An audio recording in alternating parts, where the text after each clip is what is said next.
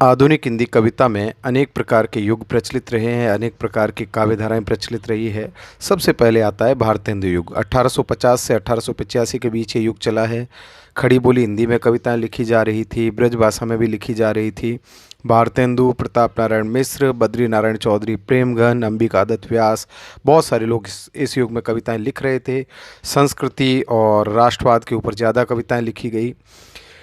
इसके बाद आता है द्विवेदी युग। 1900 से 1920 के दरमियान ये युग चला है। महावीर प्रसाद द्विवेदी ने सरस्वती पत्रिका के माध्यम से हिंदी भाषा सुधार का कार्य किया। और इस युग के बाद में छायावाद आता है। 1918 से 1935 के बीच में छायावाद चला है। प्रकृति और मानव की तुलना की गई है। प्रेम, दर्शन, भावनाएं आदि चीज़ें इसमें महत्वपूर्ण रही है।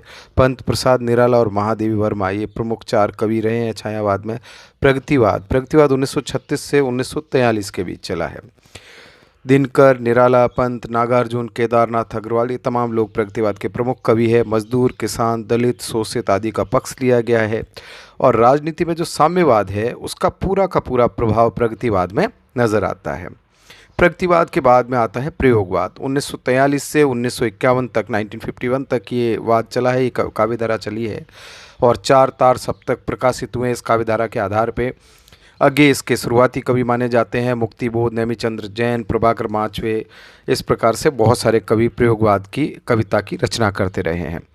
नई कविता 1952 से 1960 के आसपास लिखी गई है। पर्सनल फीलिंग और निराशा इसमें आपको नज़र आएगी, यानी व्यक्तिगत जो अनुभूति है वो और निराशा, ये दो महत्वपूर्ण चीज़ें आपको नई कविता में नज़र आएगी।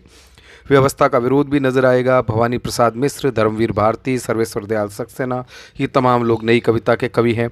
साठोत्तरी कविता 1960 से लेकर के 1972 या 73 तक ये काव्यधारा चली है, इसलिए इसको साठोत्तरी कहा जाता है, यानी 60 के बाद की। राजनीति और प्रशासन का खुला विरोध इस कविता में आपको देखने को मिलेगा।